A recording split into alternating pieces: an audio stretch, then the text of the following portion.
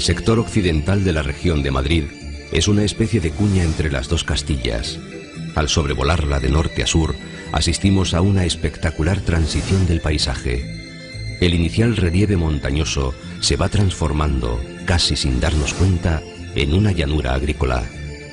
Las poblaciones que jalonan la ruta son lugares antiguos, con historia propia. Vamos a conocer un rincón singular de Madrid, su rincón hacia poniente.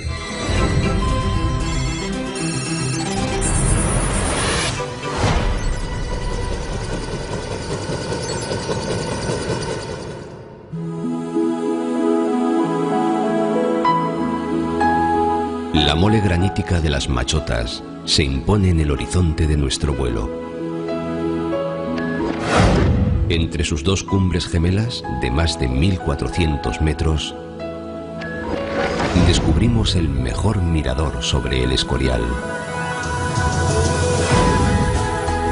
Al pie de las Machotas está Zarzalejo, ejemplo de la larga tradición de cantería de estas tierras. La abundancia de granito y la habilidad en el oficio dieron a este lugar fama y prestigio. De sus canteras salieron muchos de los sillares del monasterio del Escorial. Asentado en un excepcional balcón, el pueblo parece vigilar la llanada hacia el sur. Continuamos vuelo hacia el puerto de la Cruz Verde. Paso ancestral de esta parte de la sierra hacia las ya cercanas tierras de Ávila. Pero algo ha cambiado en este antiguo camino. Hoy, los viajeros que transitan por él montan unas máquinas más acordes con los tiempos que corren.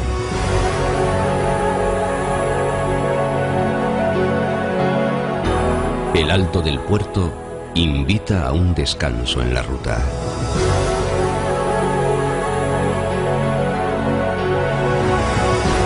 Este bar es tradicional lugar de encuentro para los amantes de las dos ruedas. Pero también hay quien prefiere recorrer estos pagos de manera menos vertiginosa.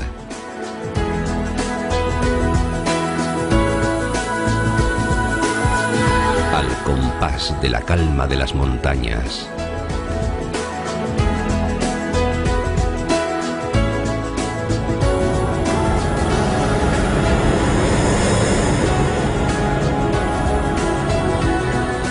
Sobre el puerto de la Cruz Verde se yergue el Cerro de San Benito, una de las montañas más antiguas del relieve madrileño.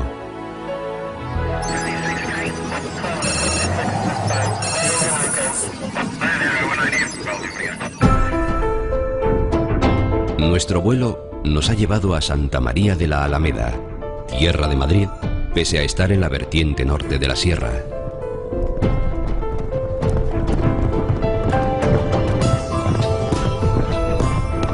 El pueblo descansa en el borde de un precipicio, más allá del cual todavía encontramos una porción de tierra madrileña que penetra como un cuchillo en Ávila.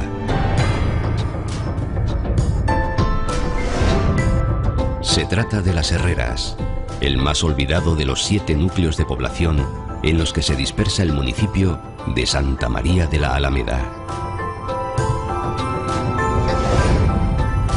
En esta zona, la erosión fluvial ha excavado hermosas gargantas entre los duros materiales graníticos. Esta que ahora remontamos es la del río de la Aceña.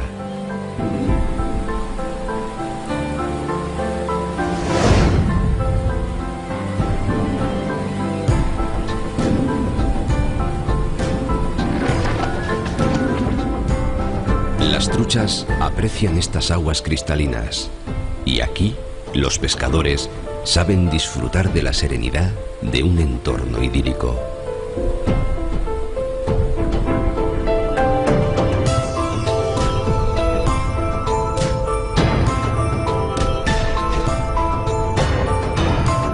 La ubicación de este territorio más allá de la sierra y su complicado relieve han supuesto un reto de ingeniería para las infraestructuras de comunicación.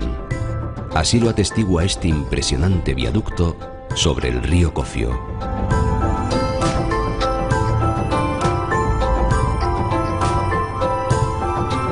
Junto al puente se encuentra la estación, un antiguo barrio de trabajadores ferroviarios que se ha convertido en una distinguida zona residencial.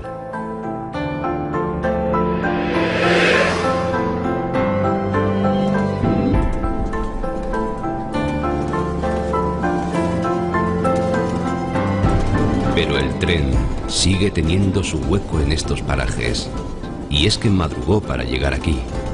Hace ya 140 años que se inauguró este tramo de línea férrea que conecta El Escorial con Ávila. El destino de esta locomotora es Robledo de Chavela.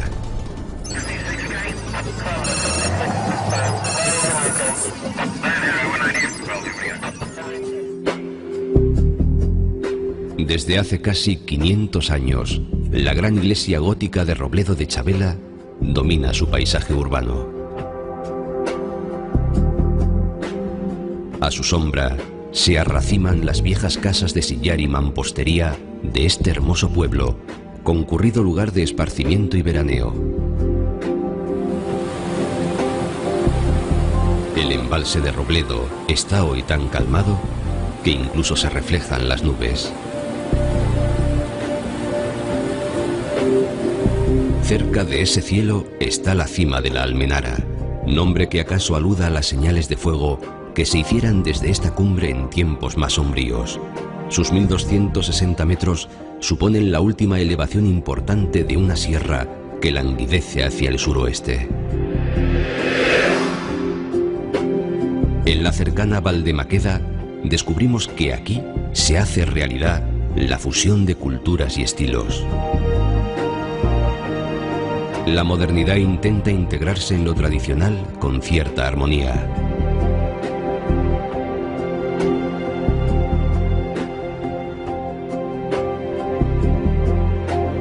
Pero superamos el límite urbano para adentrarnos en los extensos bosques de pino piñonero.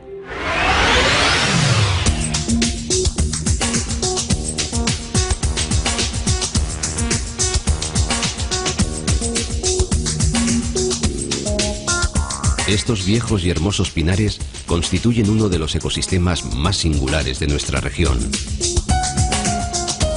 El terreno se resiste a dejar de ser rocoso.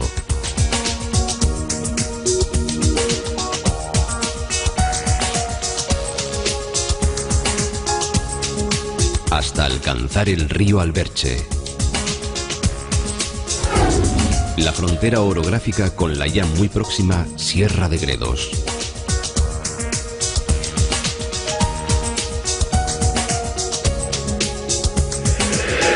De pronto, el Alberche parece convertirse en lago. Hemos llegado al embalse de San Juan, el único de nuestra comunidad donde está autorizado el baño y la práctica de todos los deportes náuticos.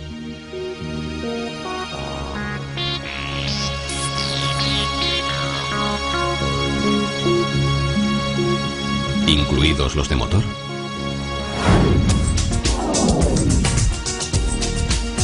Esta presa fue levantada hace más de medio siglo para abastecer de agua y electricidad a los madrileños, y en una de sus orillas encontramos una construcción mucho más antigua. El monasterio de Santa María la Real de Valdeiglesias, que está aquí desde hace casi 1000 años, cuando Alfonso VII quiso reunir en un único convento a todos los monjes que habitaban el valle.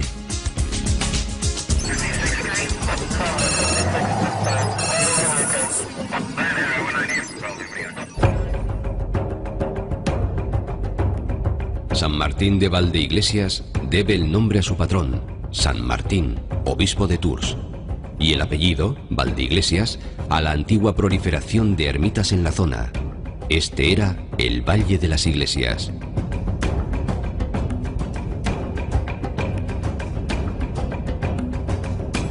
Este castillo de la Coracera se construyó a principios del siglo XV, más que como fortaleza, como lugar de residencia y descanso de don Álvaro de Luna, brazo derecho del rey Juan II.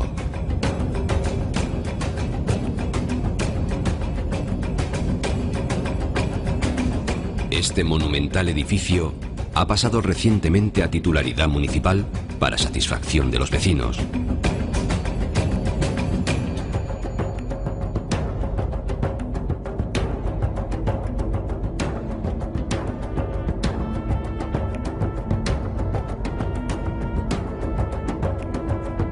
San Martín de Valdeiglesias es el último pueblo de Madrid antes de la Sierra de Gredos.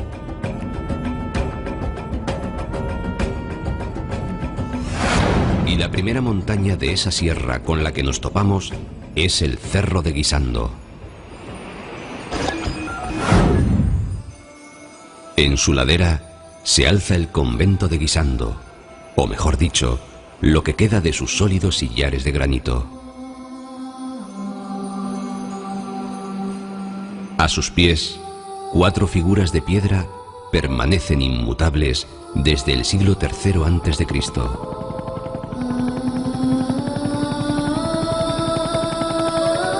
Son los toros de Guisando.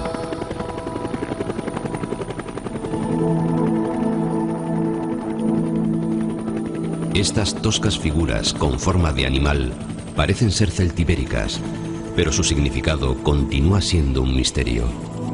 Aquí mismo, Isabel la Católica fue reconocida como reina de Castilla.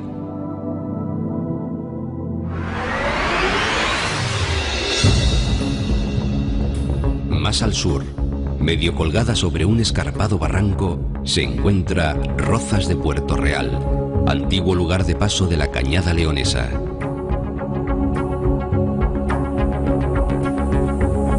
Aquí estaba la venta del cojo, donde los ganaderos trashumantes pagaban el portazgo real, una especie de peaje de la época.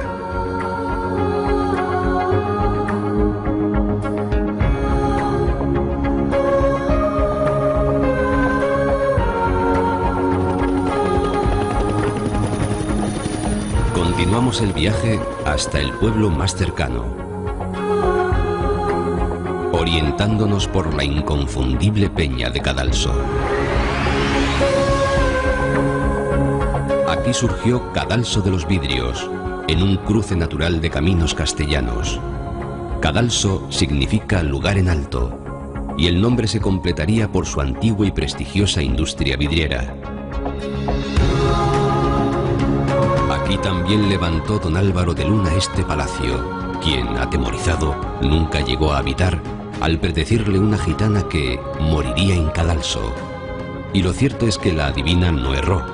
Don Álvaro fue ejecutado en un patíbulo.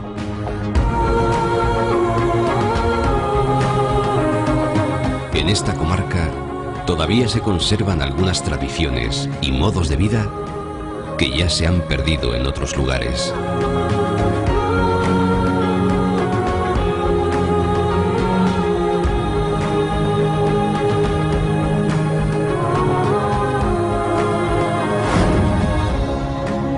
El vuelo nos lleva hasta Cenicientos. Esta es la esquina suroeste de Madrid. Las casas se aprietan al abrigo de las dos peñas que cierran el paso al vecino Valle del Tietar. Hemos llegado al extremo suroccidental de la comunidad, así que debemos girar al este para continuar nuestro viaje por este rincón hacia poniente.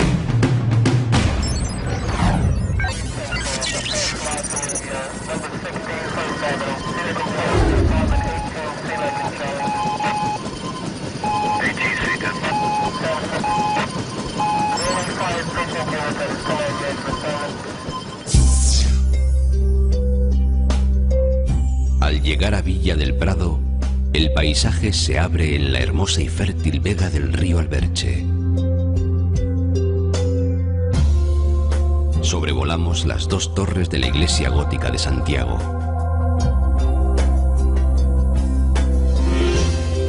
Y comprobamos la dorada redondez de su plaza de toros.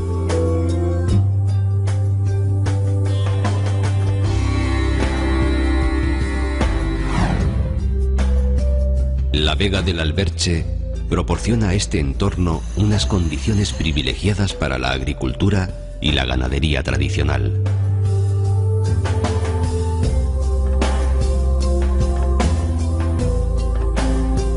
Siguiendo hacia el este, observamos sobre el terreno lo que parecen unas instalaciones para el ganado. Aunque para un tipo de ganado un tanto especial. Volamos sobre la finca El Rincón, donde se ubica este Safari Park,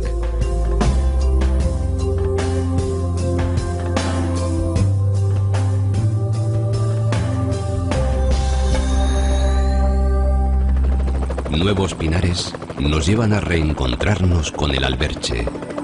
A la altura de Aldea del Fresno, en su confluencia con el río Perales, el Alberche se abre en arenosas riberas muy frecuentadas en verano.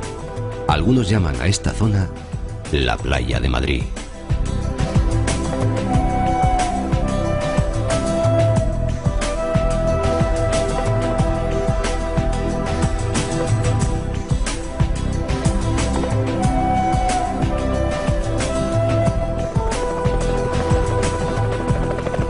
Ahora seguimos el trazado de la antigua vía férrea que desde 1891 conectaba Villa del Prado con Madrid.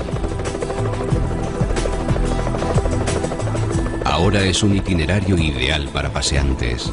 Sin embargo, a nosotros la vieja vía del tren nos ha conducido hasta Villamanta, una de las antiguas estaciones de su recorrido.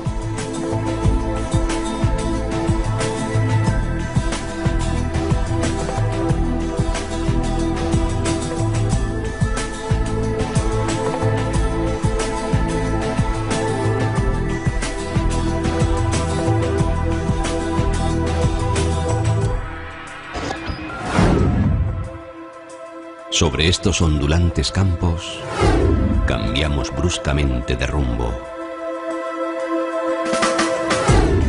Hacia el norte. Hacia Navalagamella.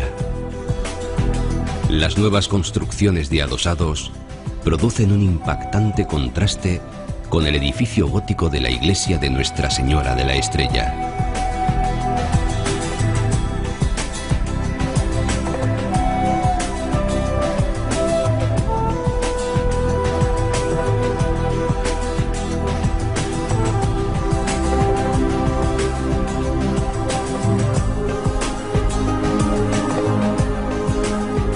Abandonamos Navalagamella en dirección sureste, sobre campos en plena labor.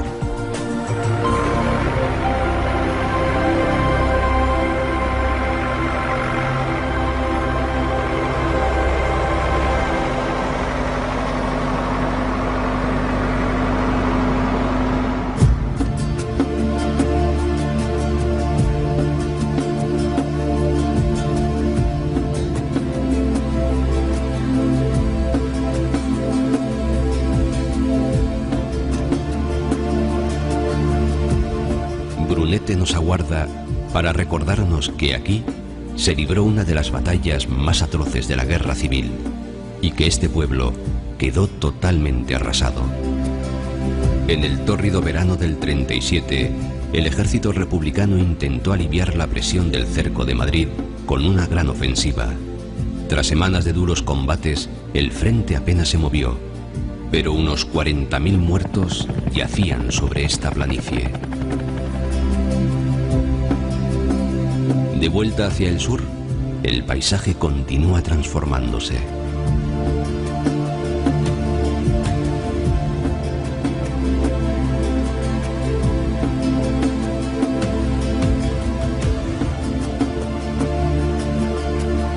Entramos en un verde y extenso espectáculo de dehesas y encinares.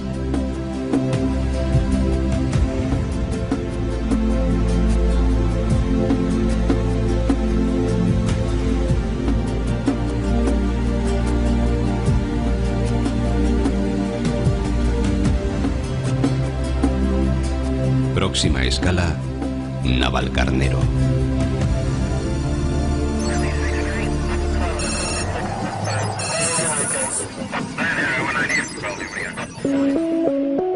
El perfil de sus chapiteles barrocos es inconfundible en el horizonte y más de una vez nos ha servido de faro.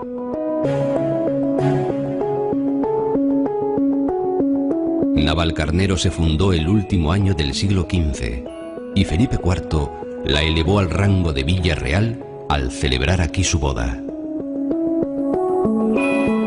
Su plaza, típicamente porticada, y la solera de su casco histórico le dan un marcado carácter castellano a la localidad.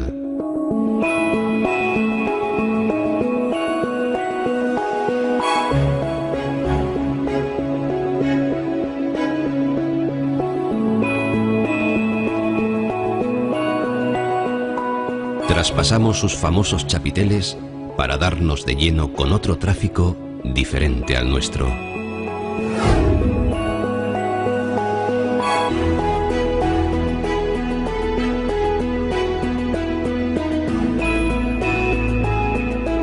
Cruzamos la autovía de Extremadura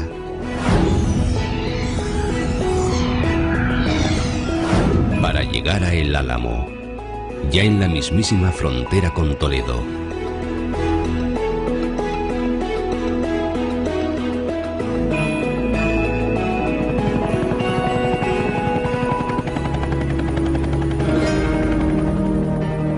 Bordeando el límite sur de Madrid, nos topamos con la torre almenada del Castillo de Batres, que surge de la chopera ante nosotros, acreditando los casi 1000 años de antigüedad de la población. Garcilaso de la Vega fue uno de sus ilustres propietarios.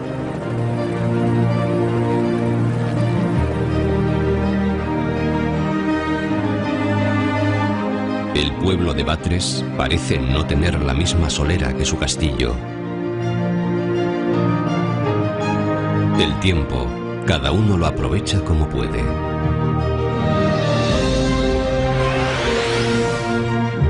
Otro castillo, este en Torrejón de Velasco, llama poderosamente nuestra atención. Sus viejos y cansados muros parecen contemplar con desdén el frenesí constructor que rodea los restos de la fortaleza. Tampoco podemos resistirnos a la tentación de curiosear entre estos patios de sabor manchego.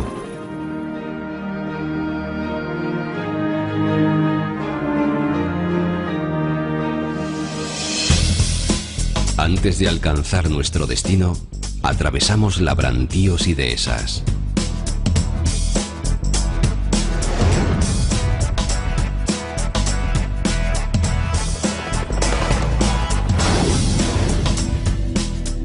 Hasta que Valdemoro irrumpe en nuestro vuelo, dando fe de su voluntad de convertirse en ciudad. Aunque sin renegar de su hermoso pasado.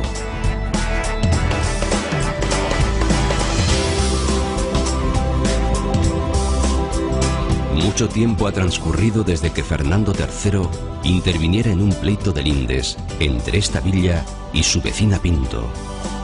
Para no desairar ni a unos ni a otros, el rey santo decidió comer con ambas comitivas en un punto intermedio entre las dos poblaciones, es decir, entre Pinto y Valdemoro. De ahí viene esa famosa expresión.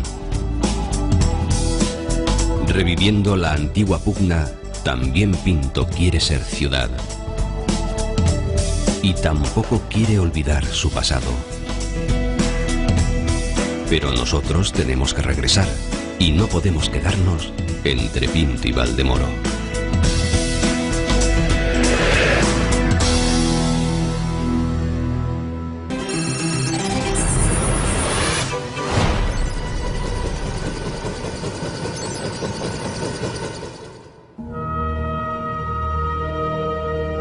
El río Lozoya fluye por esta profunda vaguada buscando al ya próximo Jarama. El influjo del agua hace que sus orillas se conviertan en verdes praderas, lugares idóneos para disfrutar de la naturaleza.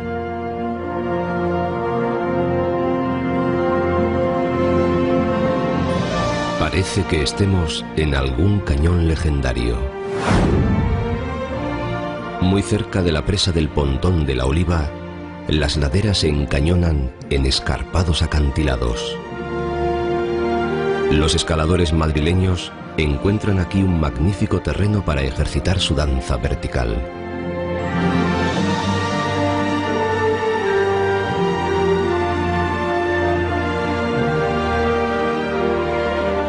Y para compartir apaciblemente el vértigo.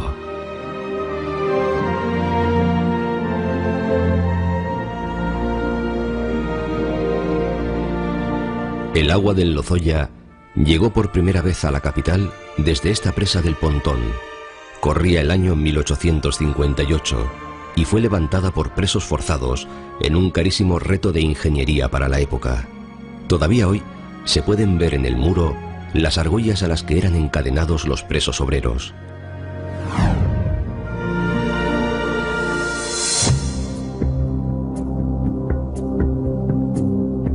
Nuestro vuelo sigue ya el curso del Jarama hacia un lugar singular, donde encontramos dos pueblos bien distintos, de igual nombre, Patones de Abajo, junto a la carretera,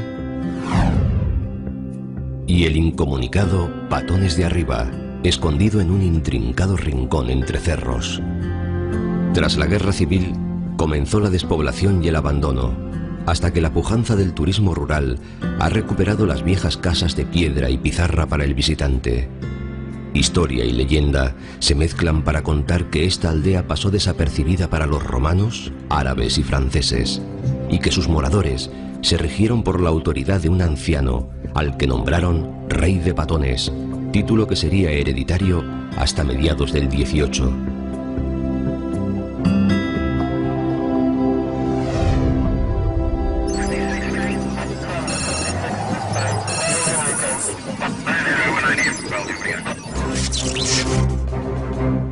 Volando hacia el oeste, hemos llegado a Torrelaguna. Los romanos la llamarían Barnacis, pero una torre sobre una laguna, hoy desecada, daría nuevo nombre y escudo a esta villa. Su iglesia de la Magdalena tiene casi 700 años y es uno de los mejores exponentes del gótico en nuestra región. 2 siglos más tarde, un hijo destacado de la villa, el cardenal Cisneros, levantó a su lado este edificio como granero. Con el tiempo sería cárcel, escuela, biblioteca, telégrafo y finalmente ayuntamiento.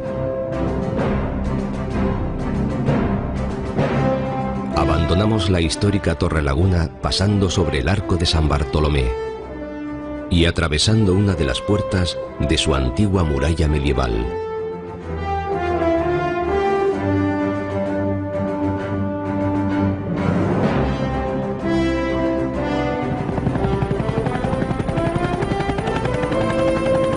Continuamos nuestro viaje por la Vega del Jarama, que se abre en verdes campos.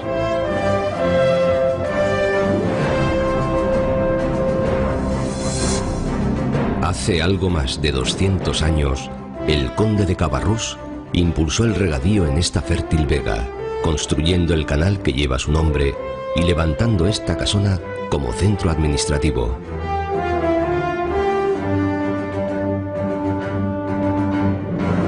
Muy cerca, esta atalaya árabe lleva aquí casi 1200 años, desde que los musulmanes reforzaron su frontera norte con una línea de fortificaciones interconectadas por señales visuales que prevenían de los ataques cristianos. Nos alejamos momentáneamente del Jarama para alcanzar Guadalix de la Sierra. Tras su reconquista, esta villa fue repoblada por pastores segovianos. Encontramos la torre gótica de su iglesia de San Juan Bautista, atestada de nidos de cigüeñas.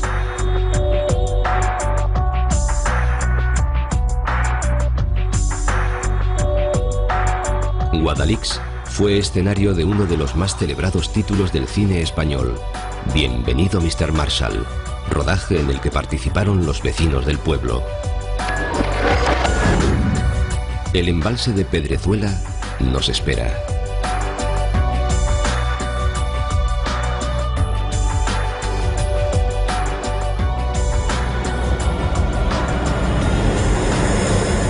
En este remanso de paz, el ser humano parece reconciliarse con la naturaleza.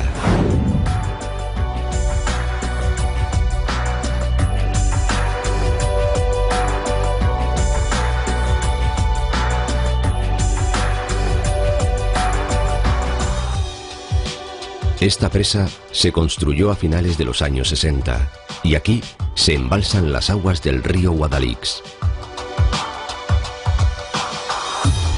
Siguiendo el cauce del río, llegamos al pueblo que da nombre al embalse, Pedrezuela, que desde sus 859 metros de altitud domina los pastos de los alrededores.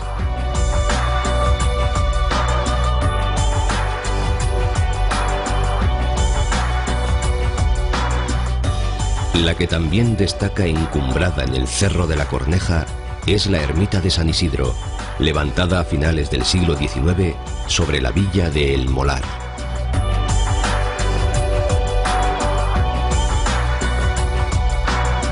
La población se asienta entre dos colinas. Y en una de esas laderas se abren en gran número las famosas Cuevas del Vino, conocidas en el lugar como caños y tradicionalmente utilizadas para almacenar el líquido tesoro.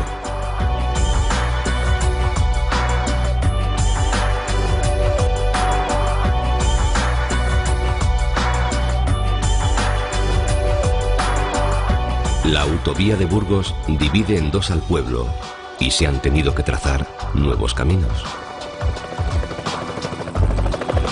Debemos bajar de nuevo a la Vega del Jarama.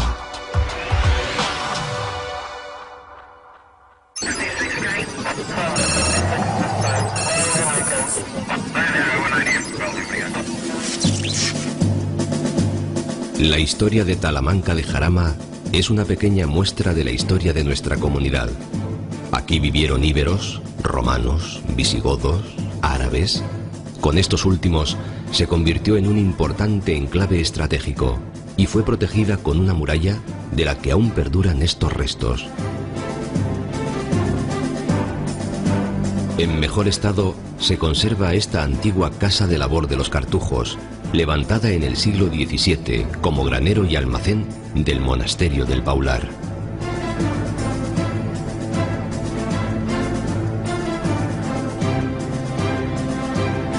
El ábside de su iglesia de San Juan Bautista es del siglo XII, uno de los más antiguos de la Comunidad de Madrid.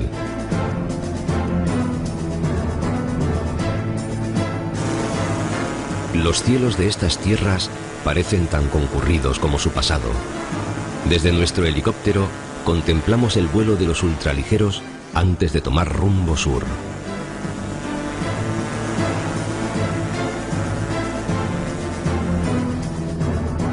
Cruzamos el Jarama y sus arboladas riberas en dirección a Fuente el Saz.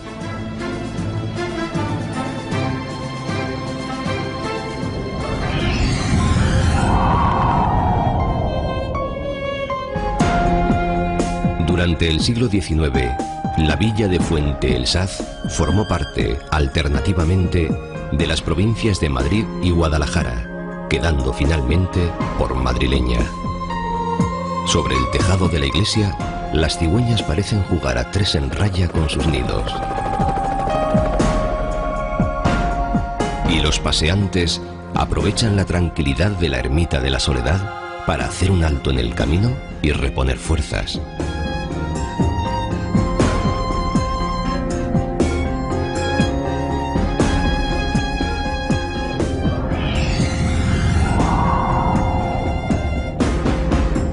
Más al sur nos topamos con Algete.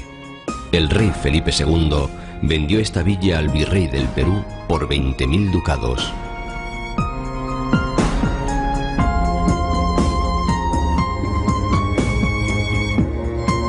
Algete se ha transformado mucho desde entonces y hoy en día es casi una ciudad bien equipada para afrontar los retos del siglo XXI.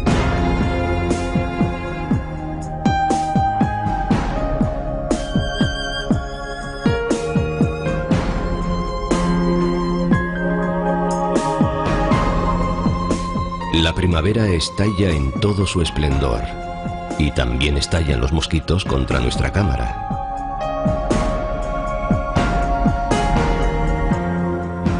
La ermita de Nuestra Señora del Espino nos ofrece un buen descampado para aterrizar y limpiar la lente. Al despegar, decidimos cambiar el rumbo hacia el este para ir al encuentro del río Henares.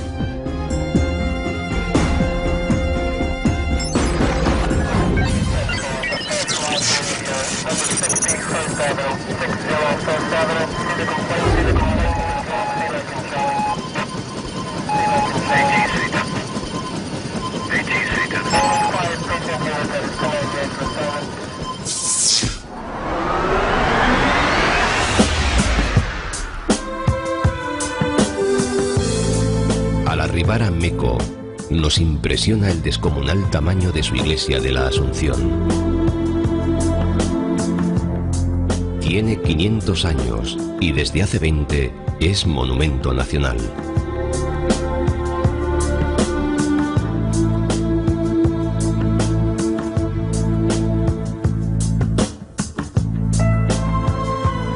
La silueta de la iglesia sobresale notablemente de un casco urbano que ha sabido conservar su rancio abolengo. Al salir del pueblo, nos fijamos en un partido de fútbol y estamos seguros de que los jugadores preferirían un campo menos seguro. Dejamos atrás el complejo penitenciario de Alcalá Meco.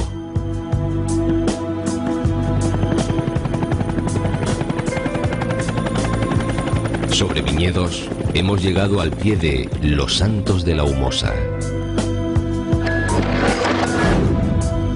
Todo el pueblo es un balcón panorámico sobre el Valle del Henares, y la torre de la iglesia de San Pedro es el mejor mirador de este balcón.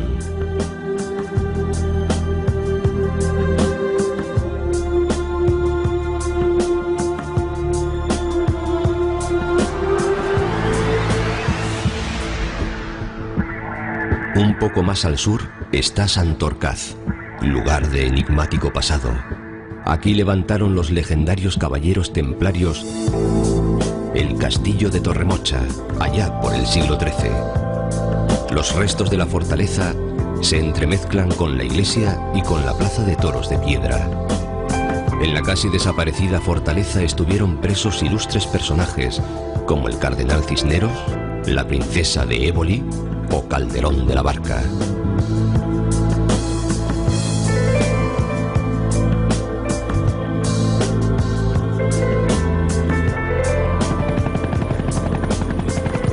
Sobrevolando antiguos encinares clareados para la labranza, vamos a encontrarnos con el Henares.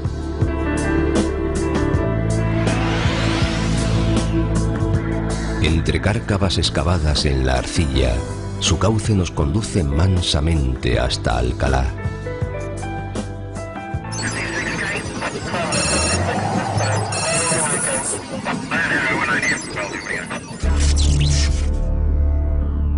Alcalá de Henares es hoy una gran ciudad, pero su pasado es milenario y se remonta a finales del Neolítico. Los romanos la llamaron Complutum y el Islam la convirtió en una plaza fuerte cuyas murallas todavía se conservan y la rebautizaron con el nombre de Alcalat.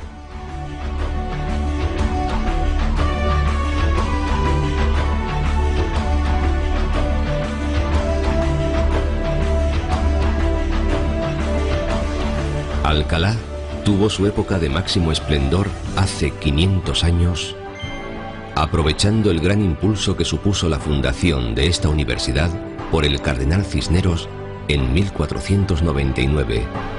Por sus aulas pasaron, entre otros muchos hombres ilustres del siglo de oro, Quevedo y Lope de Vega.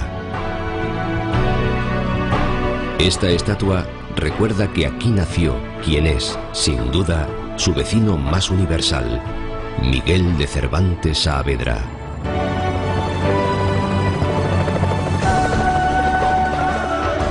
Su historia y su carácter monumental han hecho a Alcalá de Henares merecedora de ser declarada Patrimonio de la Humanidad por la UNESCO.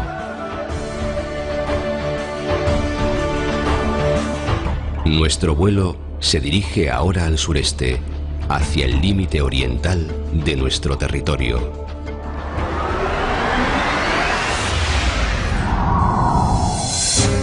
A Pezuela de las Torres. Se dice que este es el pueblo de la Comunidad de Madrid con mayor porcentaje de casas antiguas, porque gran parte de sus edificios son anteriores al año 1900.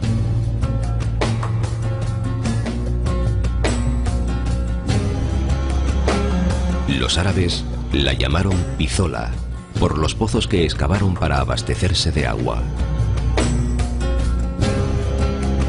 Un poco más al sur, encontramos un sitio sorprendente, Nuevo Baztán. Hace casi 300 años, el navarro Juan de Goyeneche proyectó aquí un complejo agrícola artesanal que sirviera de modelo para todo el país. Trajo colonos de su tierra natal, el Valle del Baztán, de ahí el nombre, y técnicos de Francia y Flandes para fabricar vidrio y tejidos. El mismísimo José de Churriguera, máximo exponente del estilo barroco, creó un exuberante conjunto monumental de palacio, iglesia y trazado urbano. Sin embargo, el proyecto quebró al poco tiempo.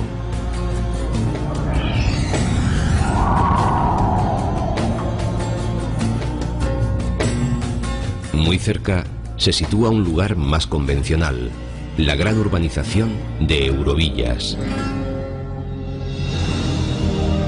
Hacia el oeste, sobrevolamos campos donde la primavera se ha enseñoreado en amapolas y lavanda.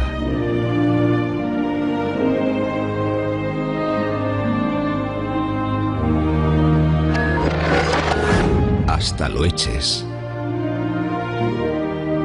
Esta villa está vinculada a la más alta nobleza. Don Gaspar de Guzmán y Pimentel, más conocido como el Conde Duque de Olivares, mandó construir en 1640 este monasterio de la Inmaculada Concepción, para que fuera lugar de eterno descanso para su linaje.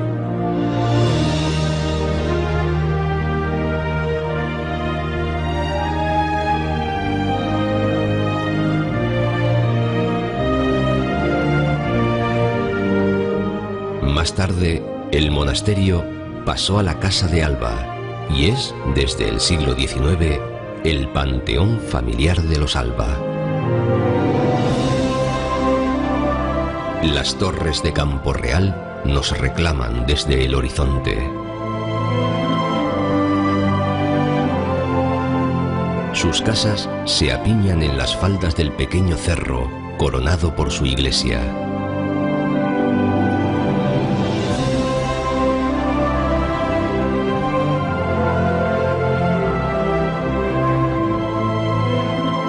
Campo Real recibió el nombre y el rango de villa de Felipe II, y en su casco urbano todavía se encuentran casonas de los ricos agricultores de antaño.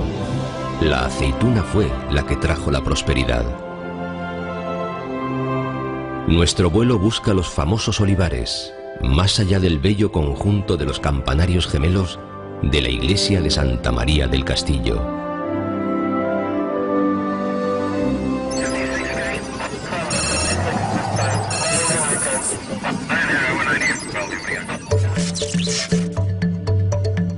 Arganda del Rey surgió en una privilegiada situación de cruce de caminos, a caballo entre los valles del Jarama y el Tajuña, en la ruta natural de Madrid hacia Levante.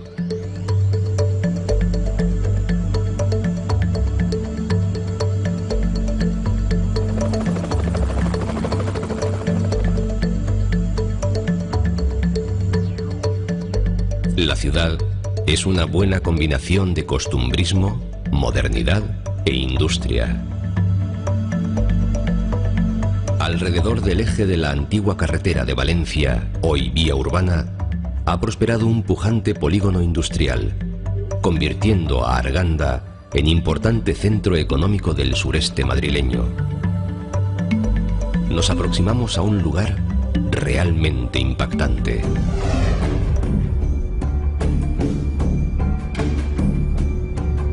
Rivas-Vacia-Madrid, uno de los municipios que más rápido ha crecido de toda Europa.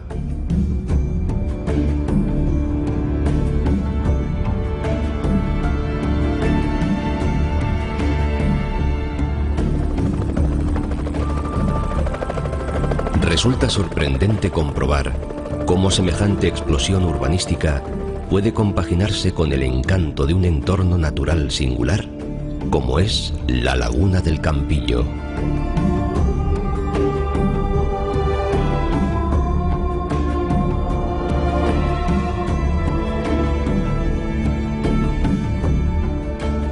Este es el viejo casco urbano de Rivas, reconstruido en la década de los 50 tras quedar totalmente devastado en la Guerra Civil. El escueto trazado de modestas construcciones contrasta fuertemente con los nuevos barrios.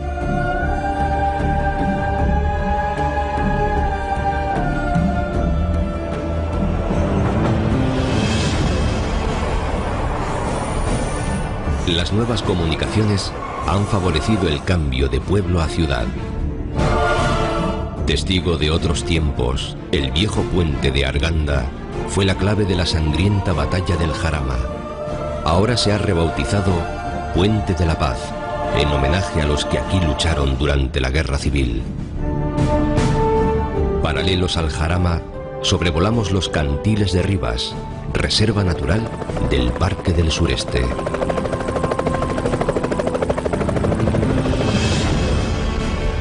Los contrastes son brutales en esta zona. La intensa explotación industrial de arena y grava ha formado enormes socavones en el relieve, pero el viejo Jarama ha buscado compensar los destrozos, filtrando sus aguas hasta convertir las antiguas graveras en lagunas para deleite de las aves. E incluso encontramos a quienes todavía aran los campos a la esforzada manera tradicional.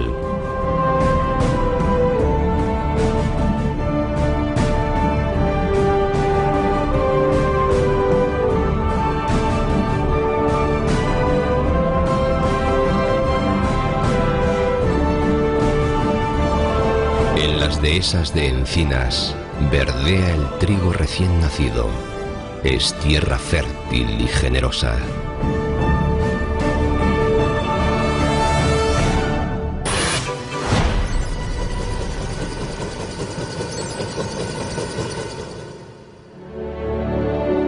Año 855. Mohamed I, emir de Córdoba, ordena construir en este cerro sobre el río Manzanares una almudena o recinto fortificado. Este era un buen puesto avanzado para la defensa de Toledo.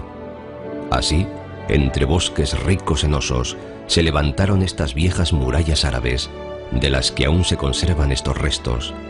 La abundancia de arroyos dio nombre al lugar. Los romanos lo llamaron Matrice, Cauce, y los árabes Mairit. Este fue el primer Madrid. Al lado, la Catedral de la Almudena, patrona de Madrid. La leyenda dice que cuando la ciudad fue arrebatada al Islam a finales del siglo XI, una talla de la Virgen apareció milagrosamente en la muralla. La mezquita árabe se convirtió en iglesia, y en 1878 comenzaron las obras de la actual catedral, que finalizaron en 1993. Junto a la Almudena se alza el imponente Palacio Real. Felipe V lo mandó construir en el mismo lugar en el que se levantaba el Alcázar de los Austrias, destruido por un incendio. A los pies de palacio se extiende el Campo del Moro, así llamado por acampar aquí las huestes musulmanas en su último intento de reconquistar Madrid.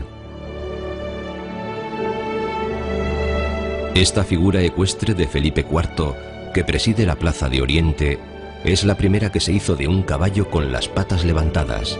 El mérito del equilibrio corresponde al mismísimo Galileo Galilei. En un extremo de la Plaza de Oriente hallamos el Convento de la Encarnación.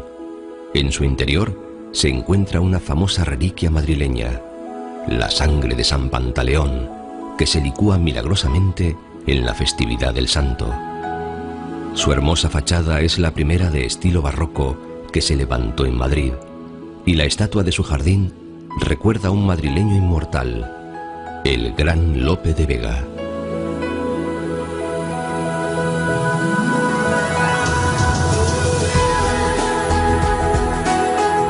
A pocos metros se alza el Teatro Real, gran coliseo operístico de la capital.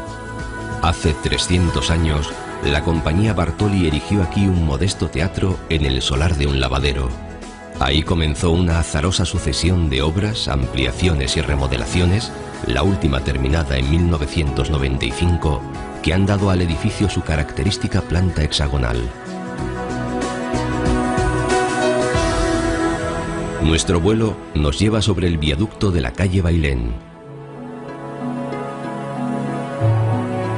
Lo aéreo de este paso elevado le ha asignado una triste tradición entre los vecinos de Madrid: ser lugar donde los desesperados optaban por pasar a mejor vida.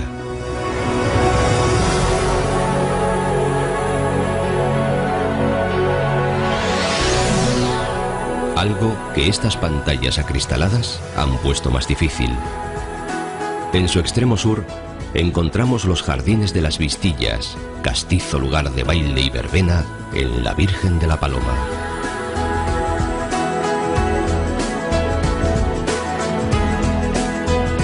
Al otro lado desciende hacia la calle Segovia el barrio de la Morería, donde se agruparon los madrileños musulmanes tras la conquista cristiana.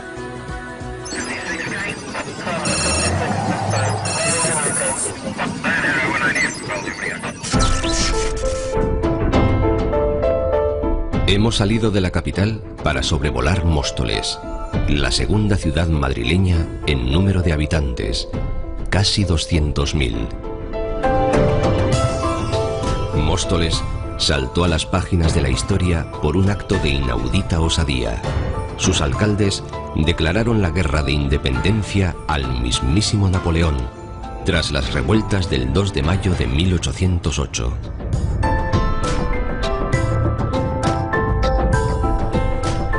Cruzamos sobre la más reciente de las infraestructuras culturales mostoleñas, el singular edificio del Teatro del Bosque.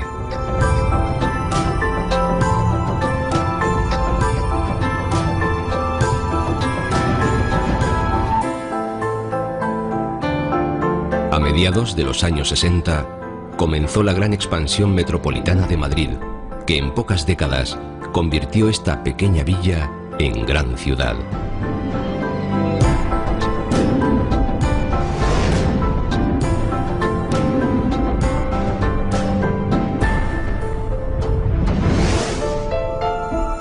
Su plaza de toros, con su particular perfil, es paisaje habitual para los conductores de la carretera de Extremadura.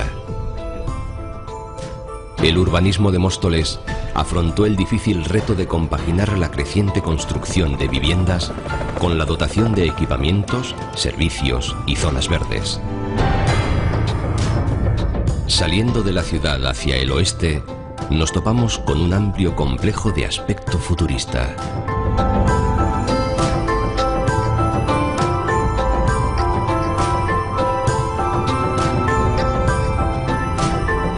Un gran centro comercial que alberga la única pista de esquí cubierta de España y la mayor de Europa. Un complejo sistema de climatización e inhibición artificial permite que aquí se pueda esquiar todo el año, incluso durante el largo y tórrido verano. Pero volvamos a Madrid.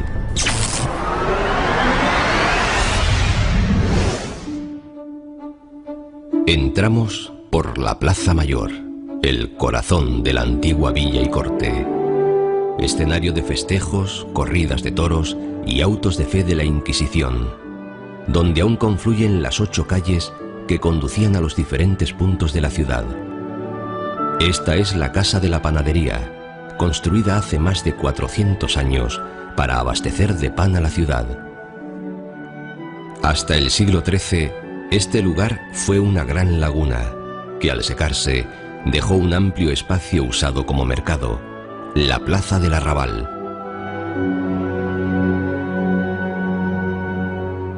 Siguiendo la calle Mayor, hemos llegado a la Plaza de la Villa.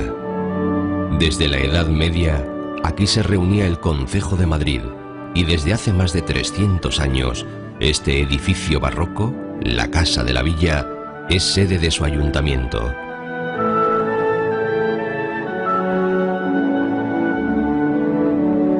Tomando altura sobre la estatua de don Álvaro de Bazán, héroe de la batalla de Lepanto, vemos la plaza enmarcada en un accidentado trazado de calles y edificios de marcado sabor medieval. Y es por una de estas estrechas calles como llegamos hasta la iglesia de San Nicolás, la más antigua de Madrid. Se remonta al siglo XII y su campanario es un bello ejemplo del románico mudéjar. Nuestra ruta nos conduce hasta el bello rincón de la Plaza de Santa Ana.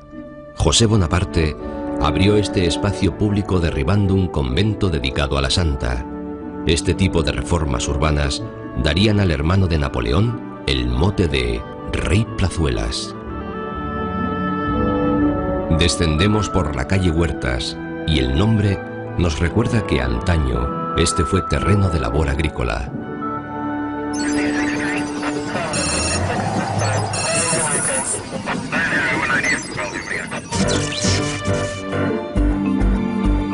Volvemos al suroeste de la capital para volar sobre Alcorcón, otra gran ciudad surgida al influjo metropolitano de Madrid, de la que apenas dista 13 kilómetros.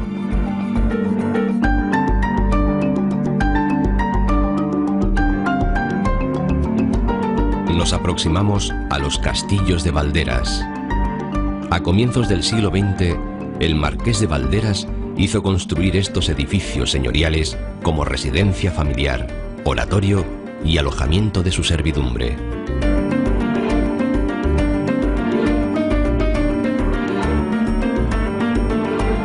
Sus alrededores son hoy parque de recreo para los vecinos.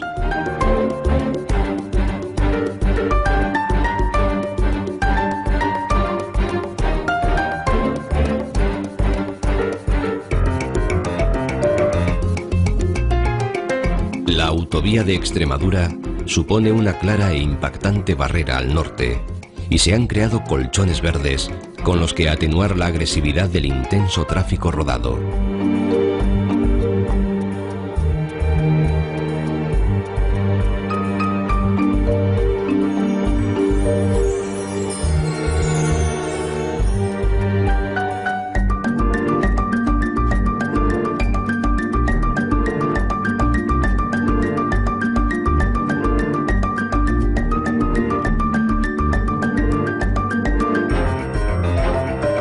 Hasta 1960, Alcorcón era un pueblo agrícola que no llegaba a los 1000 habitantes. La ciudad actual pasa de 160.000 vecinos y concluye sus últimos ensanches con un urbanismo de espacios abiertos y amplias avenidas en el que no faltan edificios singulares.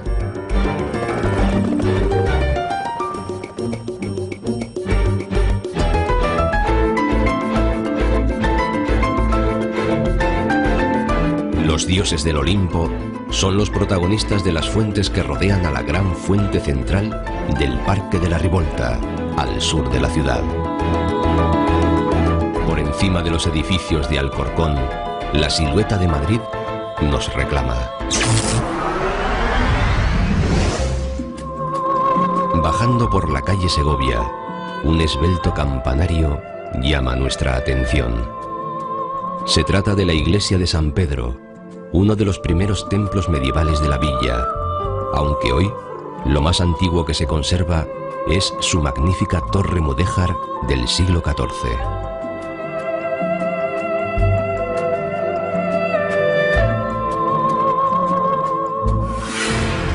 Llegamos a la plaza de Puerta Cerrada, así llamada por alzarse aquí una de las puertas de las murallas madrileñas que permanecía largo tiempo cerrada por tener recodos tortuosos en los que se emboscaban los ladrones. Este es uno de los rincones más entrañables y pintorescos del Madrid medieval. Desde esta plaza se abrían hacia el sureste los fosos defensivos de la muralla de Madrid. Las castizas calles de la Cava Alta y la Cava Baja siguen el trazado de los antiguos fosos cavados, de ahí su nombre. Siguiendo el trazado de la antigua muralla, llegamos a dos plazas colindantes, la de Puerta de Moros y la de los Carros. En la primera estaba otra puerta del recinto amurallado, próxima al barrio musulmán. En la segunda se agrupaban los carros de alquiler para el transporte de mercancías. Sin duda, estamos en uno de los lugares más agradables de Madrid para disfrutar de una tarde de primavera. Sobre ambas se yergue la iglesia de San Andrés, de la que quiere la tradición que fuera devoto feligrés el santo Isidro.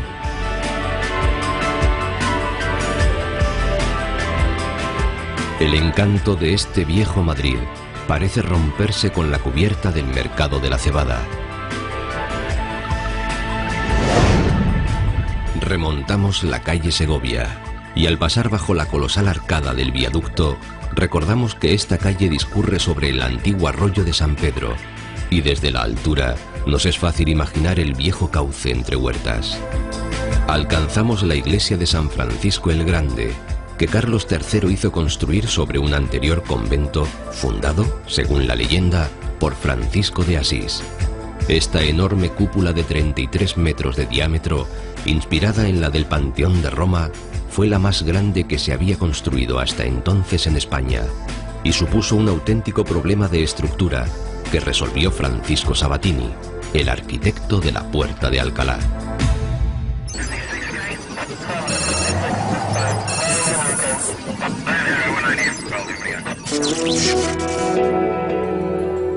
La antigua villa de Leganés es hoy otra de las grandes ciudades del cinturón metropolitano de Madrid.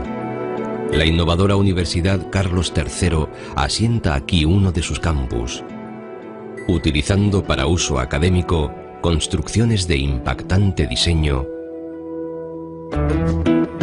y edificios históricos como el antiguo cuartel de las Guardias Valonas, obra del arquitecto Sabatini.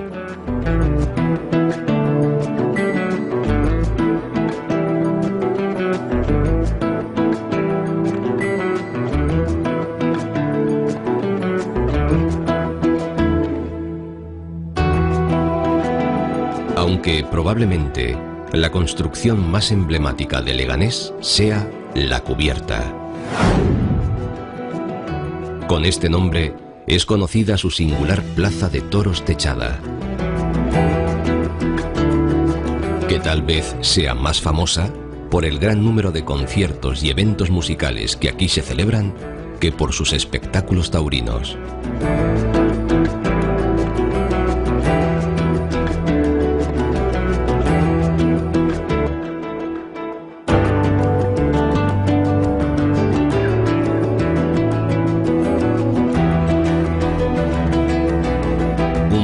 De orgullo local es su equipo de fútbol, el Club Deportivo Leganés.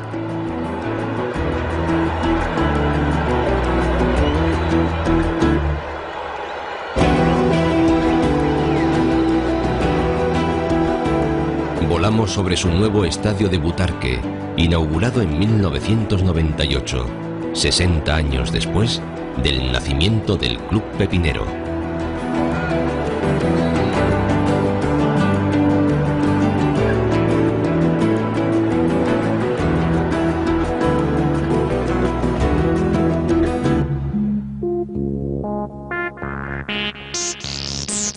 La hoy ciudad se fundó con el nombre de Leganar en las postrimerías del siglo XIII.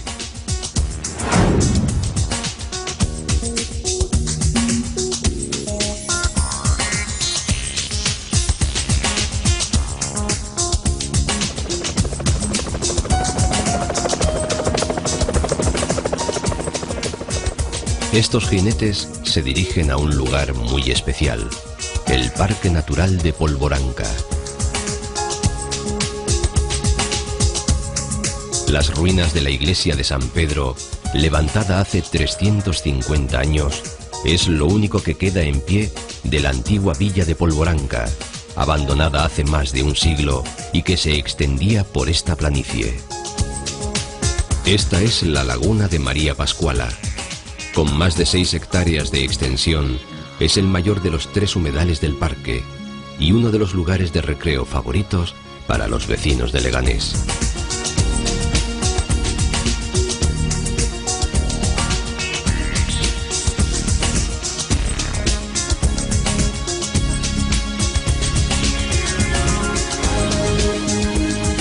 La tarde avanza y debemos volver a Madrid.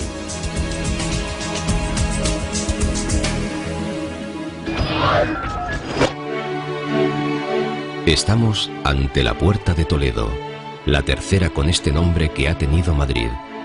José Bonaparte quiso levantar aquí un arco triunfal en honor a su hermano Napoleón, pero paradójicamente se convertiría en el arco triunfal de Fernando VII, el rey de España, a quien el emperador francés había arrebatado el trono para dárselo a José.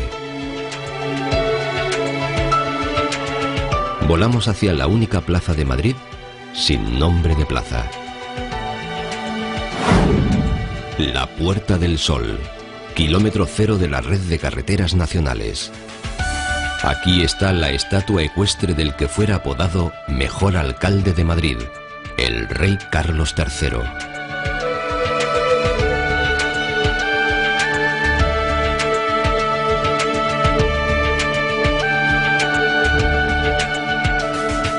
Y aquí encontramos a algunos de los más viejos vecinos de la villa. En su rebelión contra Carlos I, los comuneros madrileños alzaron aquí una fortificación con un sol pintado en su puerta, naciendo así el actual nombre de la plaza. Este edificio es la antigua Casa de Correos, sede de la presidencia de la Comunidad de Madrid. Las campanadas de este reloj marcan la ingestión de millones de uvas cada Nochevieja.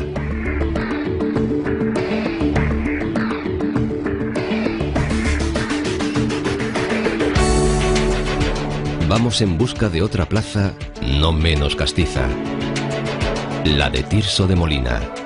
Este insigne literato del siglo de oro profesó en el convento de la Merced, que se alzaba exactamente en este lugar, hoy plaza de clara forma triangular.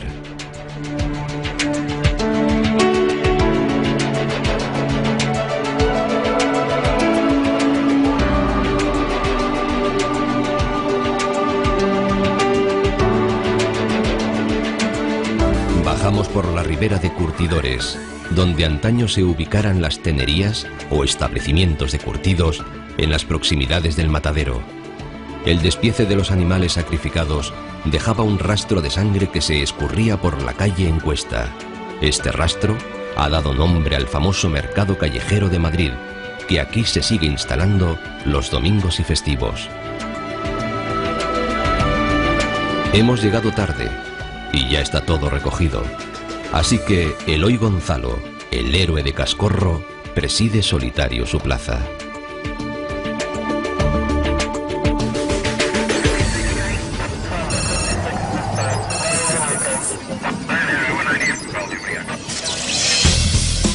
Sobre el paisaje urbano del viejo Getafe destaca la silueta de la Catedral de Santa María Magdalena. Tradicionalmente, el Cerro de los Ángeles es considerado el centro geográfico de la península, y su estatua del Sagrado Corazón de Jesús domina la llamada Capital del Sur, con una población de más de 150.000 vecinos. Pero la corona metropolitana de Madrid no termina aquí. Volamos sobre Fuenlabrada, otra antigua villa convertida en ciudad, cuyo nombre está ligado al de un manantial del que se abastecían los primeros habitantes, la Fuente de Fregacedos, de origen musulmán y labrada en piedra.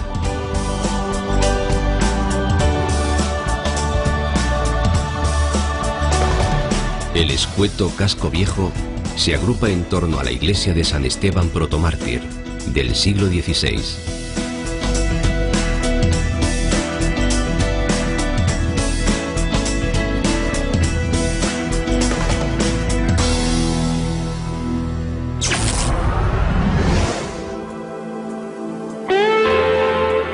¿A qué Madrid hemos vuelto? Los añejos caserones han dado paso a vertiginosas torres.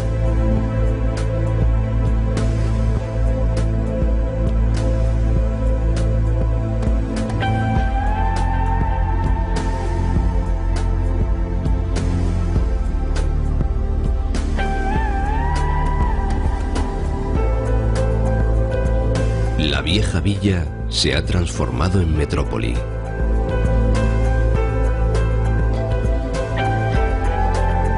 Y los cambios continúan.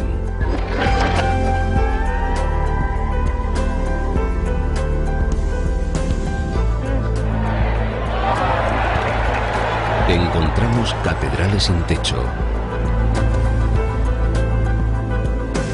y torres blancas que son grises.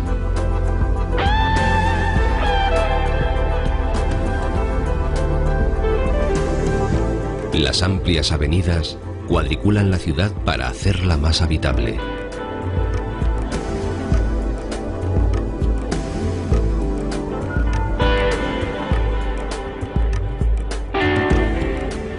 Madrid no es una, sino muchas ciudades, y no podemos resistirnos a la tentación de descubrirlas todas.